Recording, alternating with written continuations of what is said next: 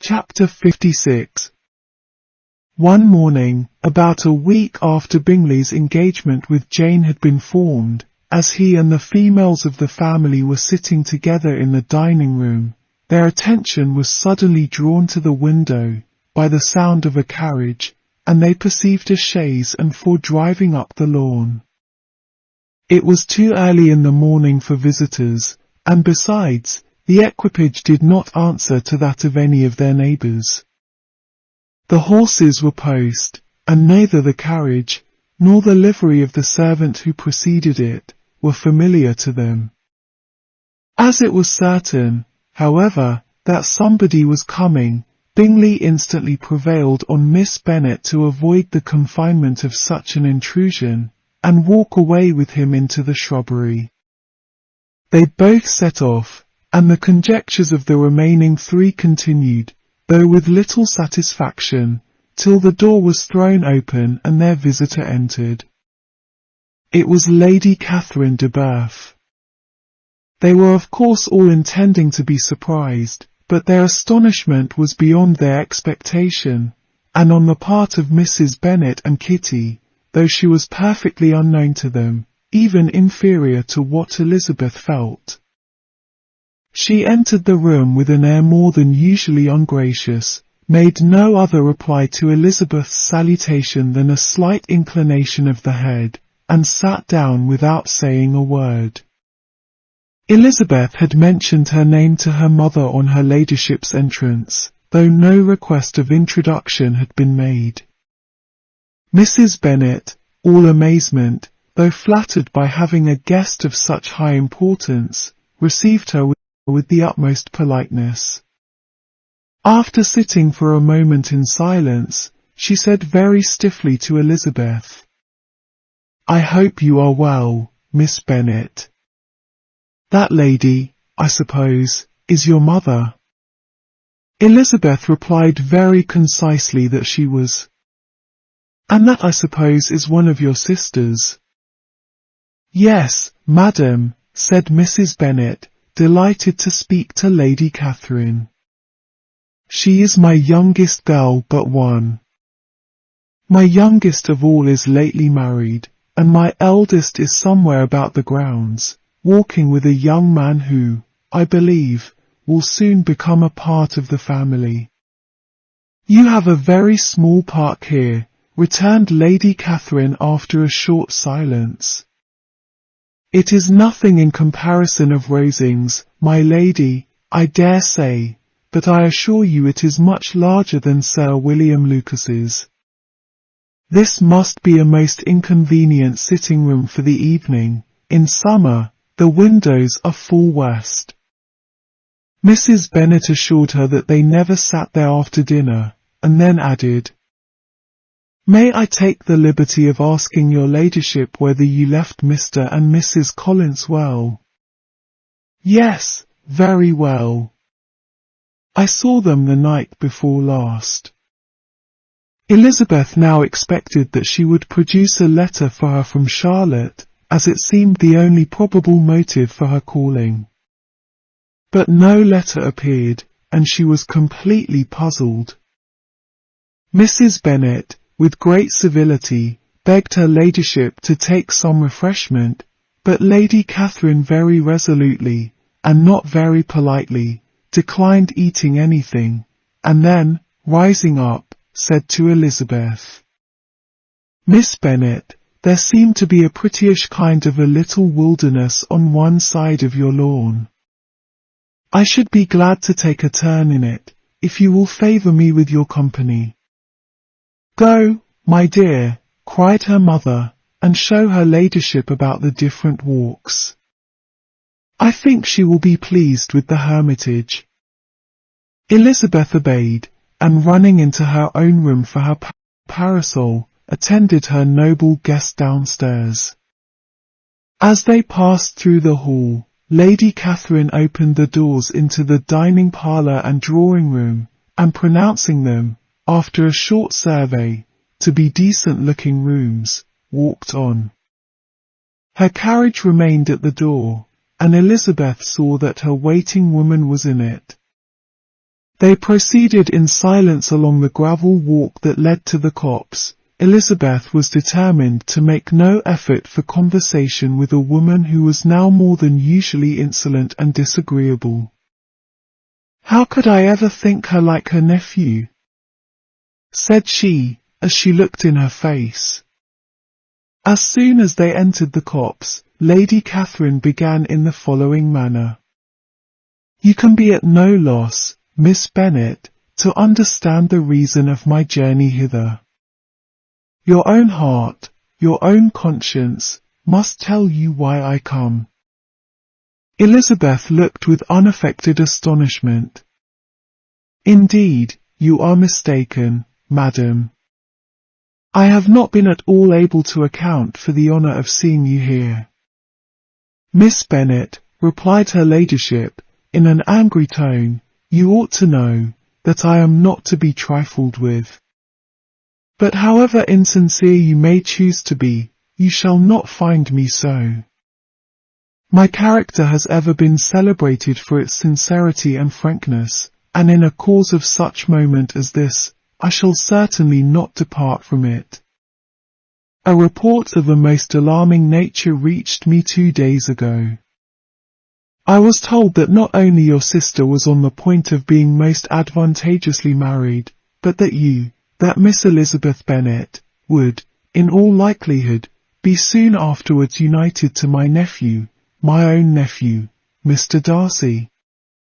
Though I know it must be a scandalous falsehood, though I would not injure him so much as to suppose the truth of it possible, I instantly resolved on setting off for this place, that I might make my sentiments known to you." "If you believed it impossible to be true," said Elizabeth, colouring with astonishment and disdain, "I wonder you took the trouble of coming so far. What could your ladyship propose by it?" "At once to insist upon having such a report universally contradicted." "Your coming to Longbourn, to see me and my family," said Elizabeth coolly, "will be rather a confirmation of it, if, indeed, such a report is in existence." "If? Do you then pretend to be ignorant of it? Has it not been industriously circulated by yourselves? Do you not know that such a report is spread abroad?" "I never heard that it was." "And can you likewise declare that there is no foundation for it?" "I do not pretend to possess equal frankness with your ladyship. You may ask questions which I shall not choose to answer. This is not to be borne. Miss Bennet, I insist on being satisfied. Has my nephew, made you an offer of marriage?" "Your ladyship has declared it to be impossible." "It ought to be so, it must be so, while he retains the use of his reason. But your arts and allurements may, in a moment of infatuation, have made him forget what he owes to himself and to all his family. You may have drawn him in. If I have, I shall be the last person to confess it. Miss Bennet, do you know who I am? I have not been accustomed to such language as this. I am almost the nearest relation he has in the world, and am entitled to know all his dearest concerns. But you are not entitled to know mine, nor will such behaviour as this ever induce me to be explicit. Let me be rightly understood. This match, to which you have the presumption to aspire, can never take place. No, never. Mr. Darcy is engaged to my daughter. Now what have you to say? Only this, that if he is so, you can have no reason to suppose he will make an offer to me." Lady Catherine hesitated for a moment, and then replied, "The engagement between them is of a peculiar kind. From their infancy, they have been intended for each other. It was the favourite wish of his mother, as well as of hers. While in their cradles, we planned the union, and now, at the moment when the wishes of both sisters would be accomplished in their marriage, to be prevented by a young woman of inferior birth, of no importance in the world, and wholly unallied to the family. Do you pay no regard to the wishes of his friends? To his tacit engagement with Mr. Berth? Are you lost to every feeling of propriety and delicacy? Have you not heard me say that from his earliest hours he was destined for his cousin? Yes, and I had heard it before. But what is that to me? If there is no other objection to my marrying your nephew, I shall certainly not be kept from it by knowing that his mother and aunt wished him to marry Mr. Berth. You both did as much as you could in planning the marriage. Its completion depended on others. If Mr. Darcy is neither by honour nor inclination confined to his cousin, why is not he to make another choice? And if I am that choice, why may not I accept him? Because honour, decorum, prudence, nay, interest, forbid it. Yes, Miss Bennet, interest, for do not expect to be noticed by his family or friends, if you wilfully act against the inclinations of all.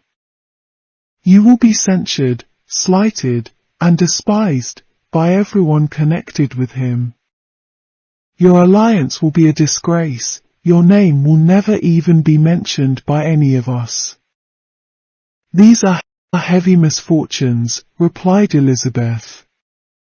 But the wife of Mr. Darcy must have such extraordinary sources of happiness necessarily attached to her situation, that she could, upon the whole, have no cause to repine. Obstinate, headstrong girl! I am ashamed of you. Is this your gratitude for my attentions to you last spring? Is nothing due to me on that score? Let us sit down. You are to understand, Miss Bennet, that I came here with the determined resolution of carrying my purpose, nor will I be dissuaded from it. I have not been used to submit to any person's whims. I have not been in the habit of brooking disappointment. That will make your ladyship's situation at present more pitiable, but it will have no effect on me. I will not be interrupted. Hear me in silence. My daughter and my nephew are formed for each other. They are descended, on the maternal side, from the same noble line, and, on the father's, from respectable, honourable, and ancient, though untitled families. Their fortune on both sides is splendid. They are destined for each other by the voice of every member of their respective houses, and what is to divide them? The upstart pretensions of a young woman without family, connections, or fortune. Is this to be endured? But it must not, shall not be. If you were sensible of your own good, you would not wish to quit the sphere in which you have been brought up. In marrying your nephew, I should not consider myself as quitting that sphere. He is a gentleman, I am a gentleman's daughter, so far we are equal. True. You are a gentleman's daughter. But who was your mother? Who are your uncles and aunts? Do not imagine me ignorant of their condition. Whatever my connections may be, said Elizabeth, if your nephew does not object to them, they can be nothing to you. Tell me once for all, are you engaged to him? Though Elizabeth would not, for the mere purpose of obliging Lady Catherine, have answered this question, she could not but say, after a moment's deliberation, I am not. Lady Catherine seemed pleased. And will you promise me never to enter into such an engagement? I will make no promise of the kind. Miss Bennet, I am shocked and astonished. I expected to find a more reasonable young woman. But do not deceive yourself into a belief that I will ever recede. I shall not go away till you have given me the assurance I require. And I certainly never shall give it. I am not to be intimidated into anything so wholly unreasonable. Your ladyship wants Mr. Darcy to marry your daughter, but would my giving you the wished-for promise make their marriage at all more probable? Supposing him to be attached to me, would my refusing to accept his hand make him wish to bestow it on his cousin? Allow me to say, Lady Catherine, that the arguments with which you have supported this extraordinary application have been as frivolous as the application was ill-judged. You have widely mistaken my character, if you think I can be worked on by such persuasions as these.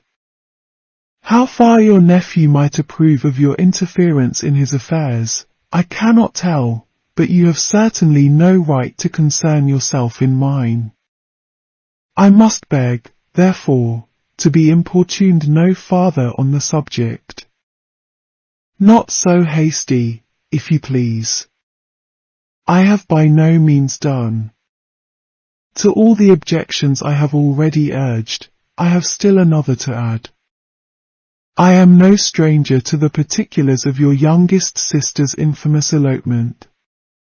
I know it all, that the young man's marrying her was a patched-up business, at the expense of your father and uncles. And is such a girl to be my nephew's sister? Is her husband, who is the son of his late father's steward, to be his brother? Heaven and earth, of what are you thinking? Are the shades of Pemberley to be thus polluted? You can now have nothing further to say, she resentfully answered. You have insulted me in every possible method. I must beg to return to the house. And she rose as she spoke. Lady Catherine rose also, and they turned back. Her ladyship was highly incensed. You have no regard, then, for the honour and credit of my nephew. Unfeeling, selfish girl. Do you not consider that a connection with you must disgrace him in the eyes of everybody? Lady Catherine, I have nothing further to say. You know my sentiments. You are then resolved to have him? I have said no such thing. I am only resolved to act in that manner, which will, in my own opinion, constitute my happiness, without reference to you, or to any person so wholly unconnected with me. It is well. You refuse, then, to oblige me. You refuse to obey the claims of duty, honour, and gratitude.